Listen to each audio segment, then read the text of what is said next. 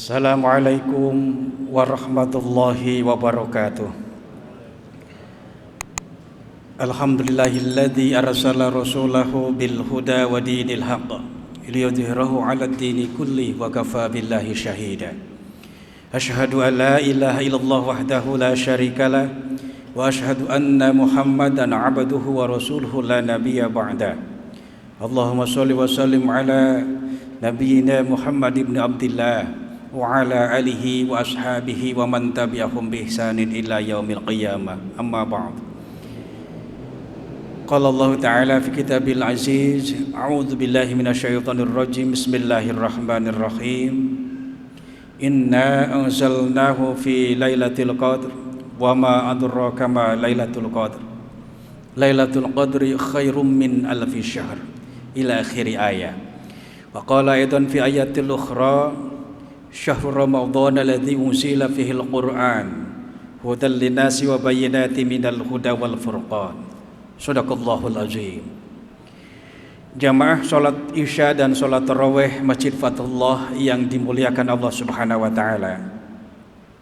Bulan Ramadan di samping disebut atau dikenal dengan istilah syahrul siyam atau bulan puasa, tapi Ramadan juga dikenal dengan Syahrul Quran. Kenapa disebut Syahrul Quran? Karena Rasulullah Muhammad SAW pertama kali menerima wahyu itu Al-Quran pada bulan Ramadan. Ayat yang menjelaskan hal ini misal dalam surat Al-Baqarah ayat 185 Allah menjelaskan, A'udzu billahi minasyaitonir rajim. Syahrul Ramadhan alladzi unzila fihil Qur'an. Bulan Ramadan yang di dalamnya diturunkan kitab suci Al-Qur'an. Oleh karena itu, Ramadan juga dikenal dengan Syahrul Qur'an, bulan Al-Qur'an. Pertanyaannya adalah, apa manfaat dan hikmah Al-Quran diturunkan itu? Kalau kita merujuk kepada ayat ini, paling tidak ada 3 hikmah, ada 3 manfaat yang bisa kita peroleh dari ayat ini. Yang pertama, Allah turunkan Al-Quran di bulan Ramadan ini bermanfaat bagi kita adalah sebagai hudal linnas, sebagai petunjuk, sebagai guide, sebagai way of life bagi segenap manusia.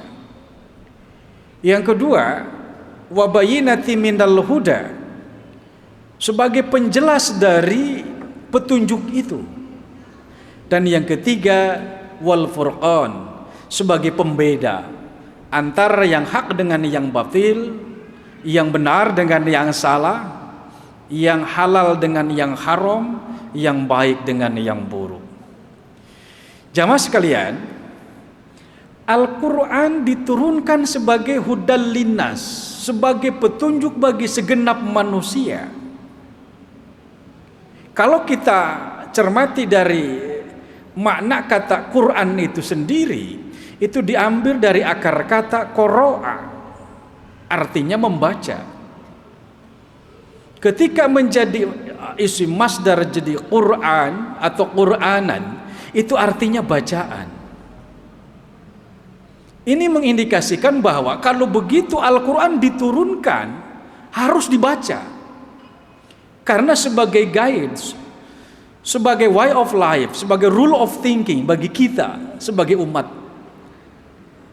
yang meyakini dan mengimani Al-Quran sebagai kitab suci kita yang mulia ini. Saya ambil analogi misal, pabrik mobil di Jepang sana. Ketika membuat mobil, sang pabrik biasanya menyertakan buku petunjuk. Dalam buku petunjuk itu lengkap. CC-nya berapa, kapasitas muatannya berapa, jenis bahan bakarnya apa, gitu. Lengkap sekali.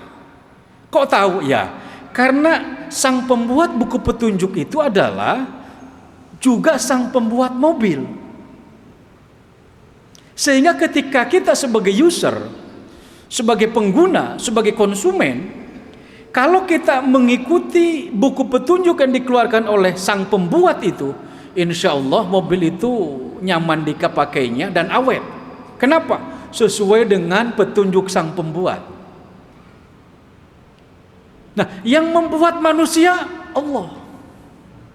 Yang membuat alam dunia juga ini Allah. Maka Allah paling tahu bagaimana seharusnya manusia hidup di dunia ini supaya tidak salah jalan.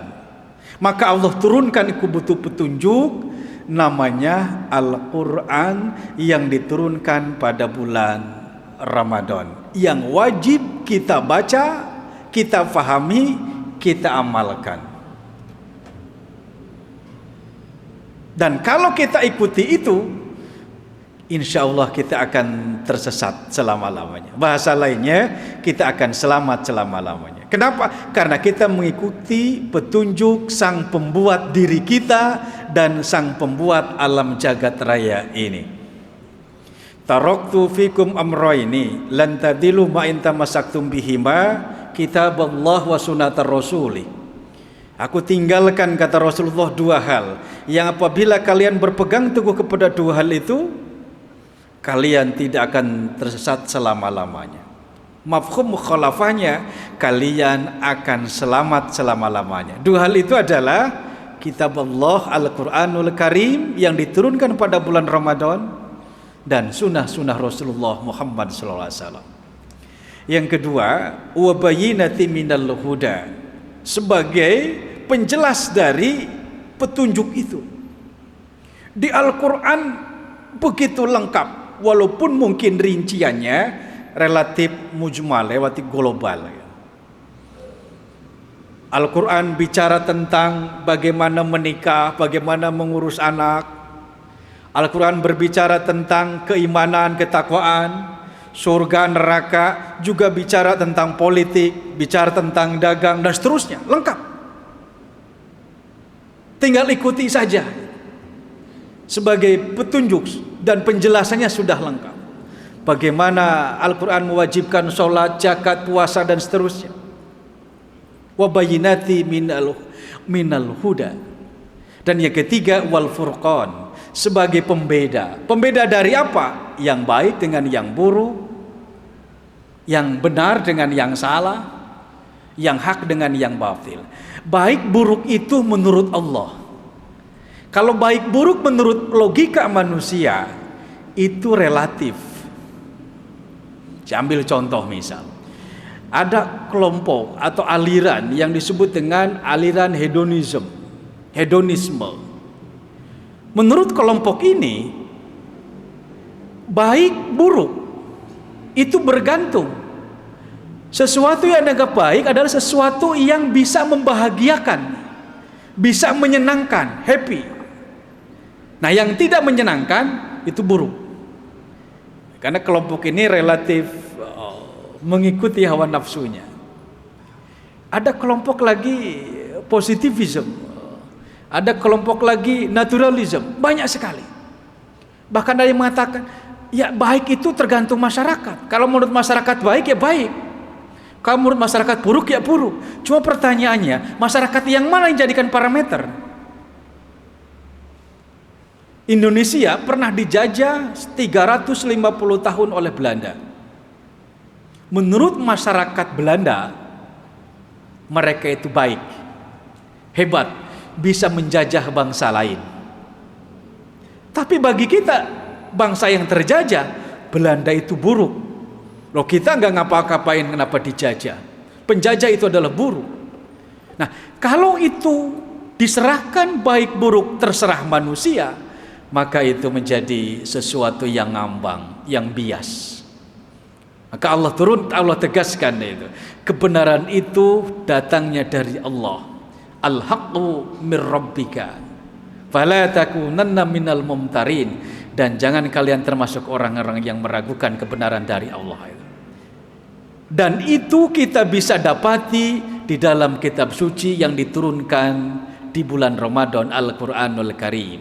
Dzalikal kitabul la raiba fi.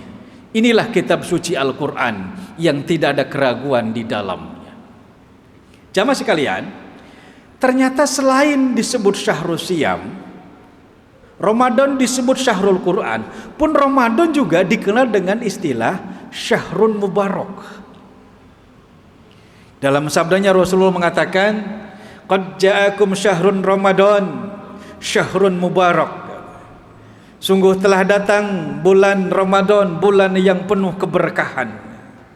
Nah, di antara sekian banyak keberkahan itu, di antaranya adalah fihi lailatun khairum min alfi syahrin. Salah satu dari sekian banyak keberkahan adalah ada satu malam yang apabila kita beribadah pada malam itu, maka nilai pahala kita lebih baik daripada 1000 bulan. Malam itu dikenal dengan Lailatul Qadar. Jamaah sekalian, paling tidak ada 3 makna yang bisa kita tangkap dari kata Lailatul Qadar itu. Makna yang pertama, kata Lailatul Qadar adalah malam takdir. Dari kata qadaro, yaqdiru taqdiron, malam ketetapan. Artinya pada malam itu Allah menetapkan sesuatu yang akan terjadi di waktu yang akan datang. Yang kedua, makna yang tersirat dari Lailatul Qadar adalah malam yang sempit. Kenapa disebut malam yang sempit? Ini hanya makna kiasan. Karena pada malam itu Allah turunkan para malaikat berduyun-duyun ke bumi ini, seolah-olah bumi ini penuh sesak dengan para malaikat. Sempit seolah-olah. Padahal kenyataannya malaikat kan gak butuh tempat ya. Tapi sebagai gambaran, dan ini digambarkan oleh Allah dalam surat Al-Qadar itu, tanazzalul malaikatu warruhu fiha biizni rabbihim min kulli amr. Malaikat turun pada malam Al-Qadar itu dengan dipimpin malaikat Jibril untuk menyelesaikan segala macam urusan hamba-hamba Allah yang malam itu dia sedang beribadah atas izin Allah. Salamun hiya hatta matla'il fajr. Dan itu berlangsung sampai dengan subuh, sampai dengan terbit fajar. Sehingga Rasul menganjurkan betul, Rasul wanti-wanti benar sama keluarga dan sahabatnya itu. Taharru Lailatul Qadri. Intai itu, jaga itu Lailatul Qadar. Jangan sampai berlalu begitu saja. Malam itu lebih baik daripada 1000 bulan. Yang mungkin tahun depan kita belum tentu bisa berjumpa lagi. Maka untuk memotivasi diri, paling tidak kita bicara pada diri kita masing-masing, anggap saja Ramadan tahun ini adalah Ramadan yang terakhir. Kenapa? Tahun 2023, wallahu a'lam, apa kita masih hidup atau enggak? Sekarang pun di musim pandemi ini kan banyak tetangga kita, keluarga kita, handai tolan kita, yang mungkin 2 tahun yang lalu waktu Ramadan masih sholat tarawih bersama kita, tapi Ramadan berikutnya ternyata mereka telah pergi untuk selama-lamanya. Nah, oleh karena itu, selagi Allah beri kesempatan kepada kita untuk bisa beribadah di malam Al-Qadar, mari kita manfaatkan ini. Rasul ajarkan intai, jaga itu Lailatul Qadar, terutama di 10 malam terakhir di bulan Ramadan, terutama juga di tanggal-tanggal ganjil. Malam ini tanggal ganjil, Masjid Fatullah mengadakan i'tikaf. Mudah-mudahan kita yang hadir di sini semua bisa beribadah pada malam Al-Qadar itu. Man qama lailatal qadri imanan wahtisaban ghufira lahu ma taqaddama min dzambi. Siapa yang beribadah pada malam Al-Qadar itu dengan landasan iman dan mengharap ridho Allah, maka Allah akan ampuni dosa-dosanya terdahulu. Makna yang kedua, malam yang sempit. Makna yang ketiga, ini yang populer, yang sering diceramahkan oleh guru-guru kita. Lailatul Qadar maknanya malam kemuliaan. Kenapa disebut malam kemuliaan? Allah jelaskan dalam ayat yang ketiga surat Al-Qadar ini, Lailatul Qadri khairum min alfi syahrin. Lailatul Qadar adalah malam yang lebih baik daripada 1000 bulan. Kita ibadahnya malam itu saja, hatta matla'il fajar, sampai terbit fajar. Tapi nilai ibadah kita dinilai lebih baik dari 1000 bulan. Kalau kita akumulasi kepada tahun, kira-kira 1000 bulan itu ya 82 tahun lebih. Padahal usia umat Nabi Muhammad, kata Rasulullah, baina sitin wa sab'in, antara 60-70.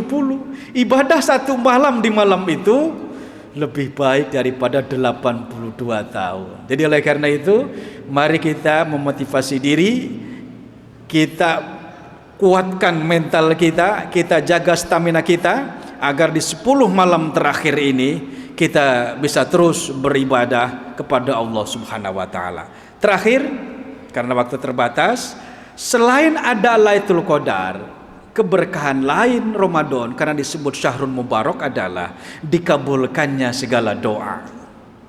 Mari kita perhatikan ayat yang menjelaskan tentang kewajiban berpuasa. Di awal dari surat Al-Baqarah 185, berlanjut 184, diteruskan 185, loncat 187.